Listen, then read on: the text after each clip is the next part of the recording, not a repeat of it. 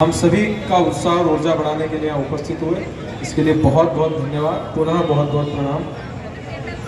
हमारे बीच में एक बहुत ही साहसी महिला और एक हिंदू एक्टिविस्ट जो राष्ट्र, धर्म और संस्कृति के लिए लगातार प्रयास करती रहती है, उसके संरक्षण के लिए, रक्षा के लिए। और पिछले कई वर्षों से एक बहुत ही पावन अभियान उन्होंने शुरू किया है। श्राद्ध हिंदू, हमारे जितने भी हिंदू जब से भारत अस्तित्व में आए तब से लेकर अभी तक जितने भी हिंदू इस प्रकार की बर्बर घटनाओं में मारे गए हैं, जिनको कोई पूछने वाला नहीं था, जिनके आगे पीछे कोई नहीं था, ऐसे संपूर्ण ज्ञात अज्ञात हिंदुओं के श्राद्ध का कार्यक्रम वो चलाती हैं और वर्षों से चल रहा है। एक बहुत पुण्य अभियान है। आदरणीय मीनाक्षी शरण जी हमारे बीच में उपस्थित है। मैं आग्रह करूंगा कि वो भी अपनी ओजस्वी वाणी से हम सबको उद्बोधित करें।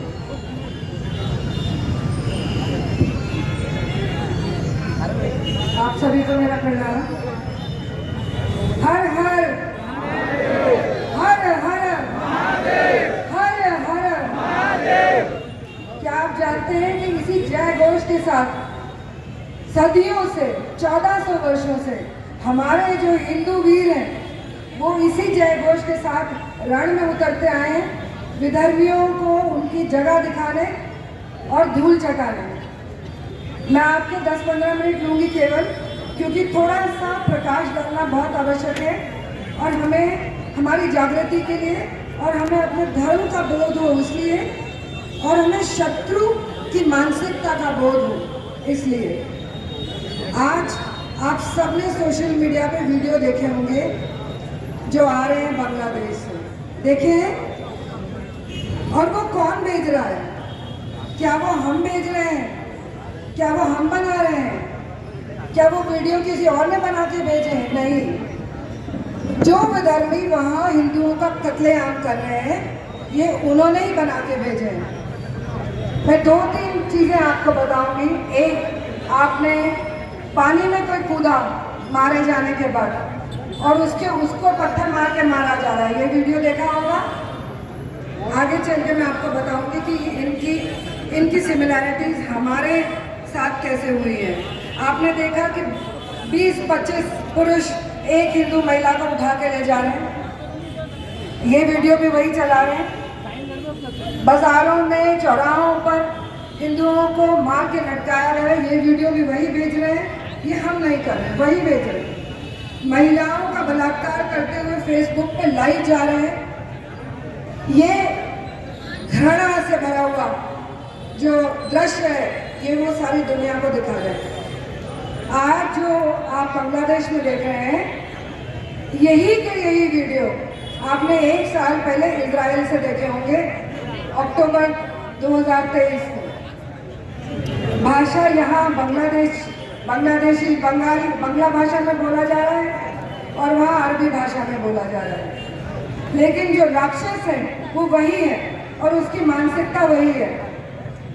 आपकी जानकारी के लिए मैं इतना बता दूं, जो आज आपको हिंदू वहाँ कटते मरते नजर आ रहे हैं वो केवल आज नहीं हुआ, वो 1947 में हमारा हिस्सा थे, वो भारत का हिस्सा थे, वो भारत था। 1905 में पहले उसका विभाजन हुआ ईस्ट और वेस्ट बांग्लादेश में, और फिर एक जन सैलाब आया हमारे हिंदुओं का और उसे वापस जोड़ना पड़ा, अंग्रेजी सरकार को वापस देना पड़ा। लेकिन जब 1947 हुआ तो फिर उनको भगा दिया गया, वो तोड़ दिया गया, वो टुकड़ा हमसे काट दिया गया। उस समय वहाँ की जो पॉपुलेशन है, जो जनसंख्या है हिंदुओं की, वो 30 लाख थी। क्या जानते हैं आप कि 22 के सेंसस में बांग्लादेश की जनसंख्या क्या थी? 7%। और आज की मारकाट के बाद कितनी रही होगी इसका अंदाजा आप स्वयं लगा लीजिए। 1971 में भारत ने यहाँ से अपनी आर्मी भेजी थी उनके बचाव के लिए बांग्लादेश में। क्या आप जानते हैं कि ये नरसंहार जो आज वहाँ हो रहा है वो 1971 में लगातार 9 माह चला। कितने महीने? 9 महीने चला। और आप नंबर जानते हैं कितने हिंदू काट के फेंके गए? 4 लाख हिंदू मार के काट के 9 महीने में उन विदर्भियों ने, इंक्लूडिंग पाकिस्तान की आर्मी, मार दिए गए। और 30 लाख, जितनी हमारी इंदौर की लगभग आबादी है, 30 लाख 9 माह में मारे गए।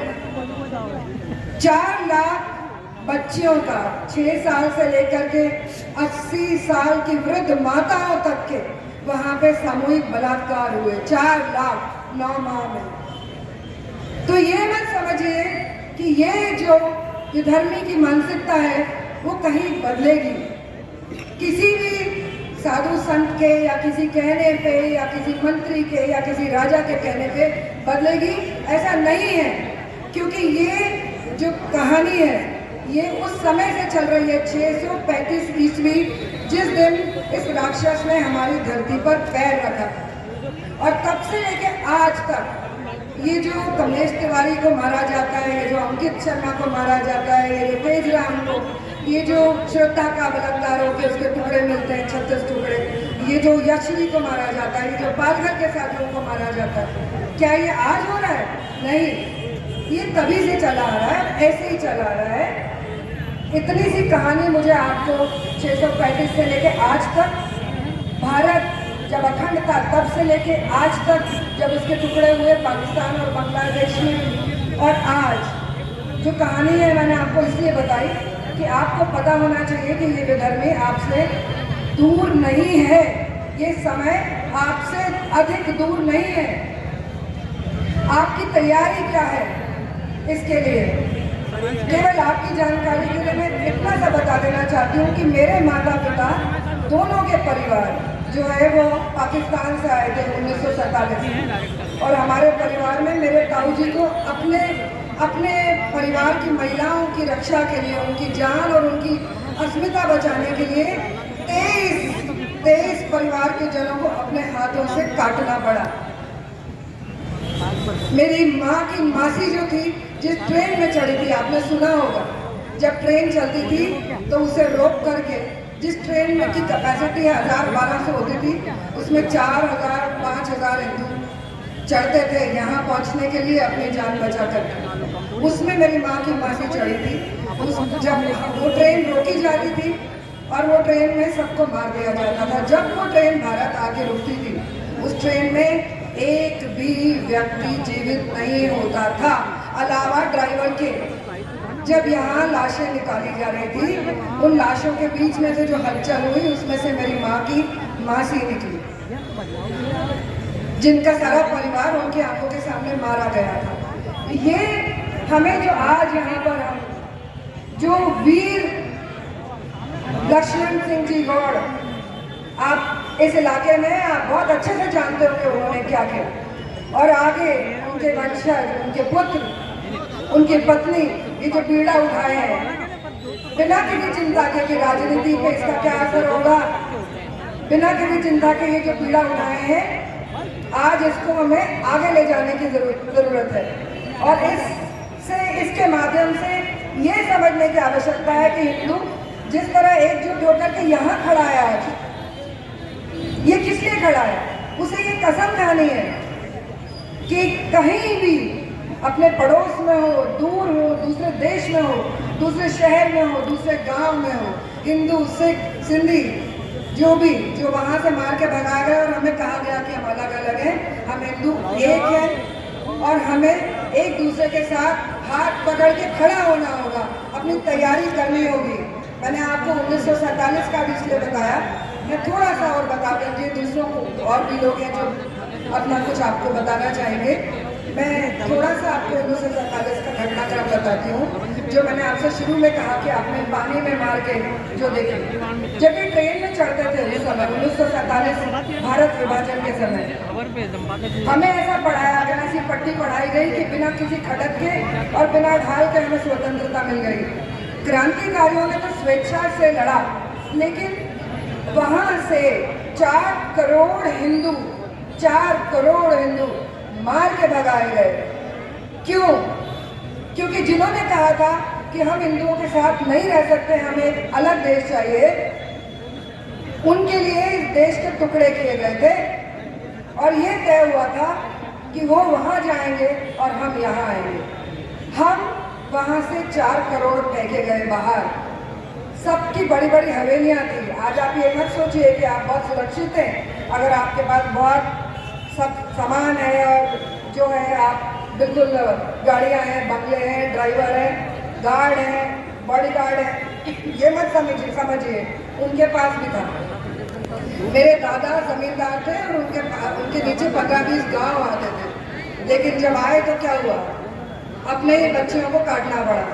2 बुआ मेरी जाकर के पानी में कुएं में कूद गई। तो वो 4 करोड़ वहां से निकाले गए। लेकिन ये जो मांग कर रहे थे हमारे साथ ना रहने की, यहाँ से केवल 70 लाख वहां गए। वो जो पाकिस्तान बना, केवल 70 लाख यहाँ से गए, 3 करोड़ यही रहे। आप भी जानते हैं वो 3 करोड़ की आबादी आज कितनी है और वो क्या चाहते हैं। इसी तरह टुकड़े टुकड़े में वो लेना चाहते हैं आपके देश को, आपकी संस्कृति को, आपके धर्म को। आज आपको गर्व होना चाहिए, ये जो तिलक आपने लगाया है, ये जो साड़ी आपने पहनी है, ये जो बरगद के नीचे आप खड़े हैं, ये जो आप भगवान की पूजा करते हैं, स्वेच्छा से अपने धर्म का पालन करते हैं, क्या आप ये कर पाएंगे? बांग्लादेश में सबसे पहले मंदिर तोड़े गए। बंगाल में, वेस्ट बंगाल में भी मंदिर रोज टूटते हैं। और आपने महेश्वर या ऐसे पुराने मंदिर तो देखे होंगे।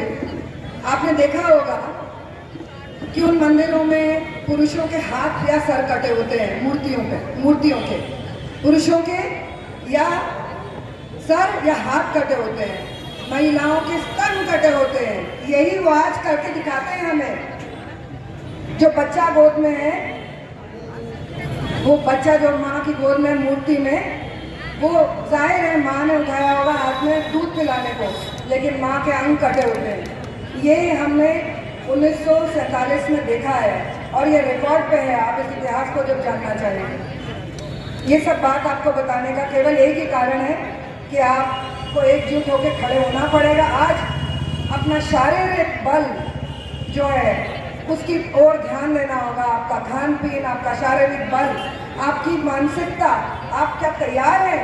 या अगर मान लीजिए बहुत बलवान है और शरीर से तैयार भी हैं और किसी ने हक कहा तो आप किसी महिला के पीछे छुप गए, नहीं। आपको मन से, तन से तैयार होना होगा। आपको आने वाले इस समय के लिए तैयार होना होगा। और जिस तरह से हमारे पूर्वजों ने 1400 वर्ष निरंतर इनको धूल चटाई, निरंतर रक्षा की है अपने देश की, हमारा कुछ अंग टूटा। हमसे अफगानिस्तान गया तो हिंदू था, बालूचिस्तान गया हिंदू था, सिंध गया हिंदू था, मुल्तान गया हिंदू था, बर्मा गया, तिब्बत गया, श्रीलंका गया। अब कसम खाना होगी, संकल्प लेना होगा कि ये जुड़ेगा, ये दोबारा टूटेगा नहीं। आपको अपनी जान की, अपने माल की चिंता किए बिना एक खड़ा होना होगा। भाई भाई का हाथ पकड़ के खड़ा होना पड़ेगा। और ये जो अभियान आज यहाँ हो रहा है कि ये जो सिग्नेचर किए जा रहे हैं, साइन करने का आपको बार बार कहा जा रहा है, साइन करना मत भूलिए, साइन करना मत भूलिए। इसका कारण, इसका वो क्या है, उद्देश्य क्या है? इसका उद्देश्य है कि ये बात ऊपर तक चली जाए और ऊपर जाके ये साफ हो जाए कि यदि हमारे भाई बंधु वहां से मार के फेंके जाएंगे तो यहाँ भी वो जो इलीगल तरीके से रह रहे हैं उन्हें रहने दिया नहीं जाएगा।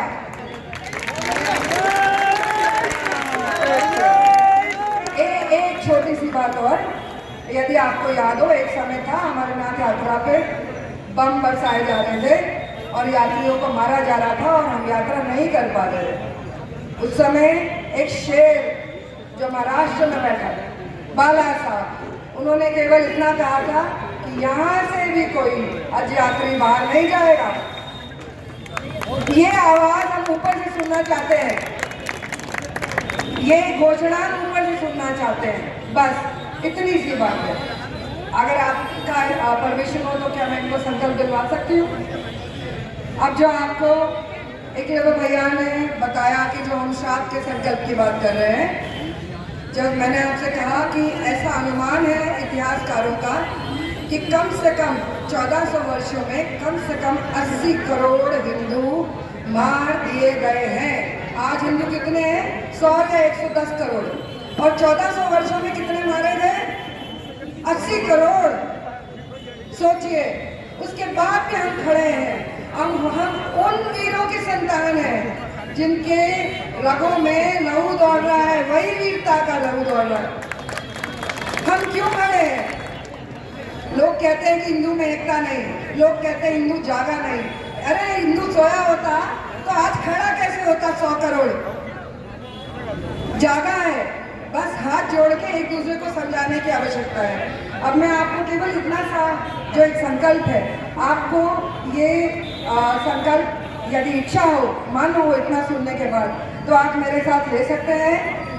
आप हृदय में हाथ रख के विष्णु जी का स्मरण करके आप ये संकल्प लेंगे कि वो जो करोड़ों हिंदू धर्म पर बलिदान हुए आज तक, आप हर सर्वपितृ अमावस्या पर उन्हें श्राद्ध तर्पण देंगे, अपना पितृ ऋण चुकाएंगे, अपना धर्म आगे बढ़ाएंगे। आप तैयार हैं?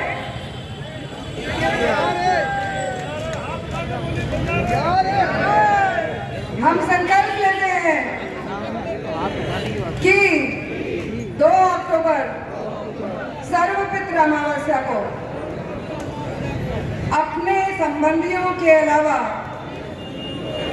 हर ज्ञात अज्ञात हिंदू जो 1400 वर्षों से धर्म के नाम पर बलिदान हो रहे हैं, उनका श्राद्ध तर्पण करेंगे। वंदे भारत माता की, भारत भूमि अमर रहे। हर हर हर हर हर महादेव। श्रावण की ये जो संकल्प श्रावण में लिया, इसे भूलिएगा मत। और आप सबको बहुत बहुत शुभकामनाएं, भाभी, भैया, सारे कार्यकर्ता और आप सब जिन्होंने इतने श्रद्धा से ये बात सुनी। इस बात को आप आगे ले जाएंगे, इसे यहीं भूल नहीं जाएंगे। बहुत बहुत प्रणाम।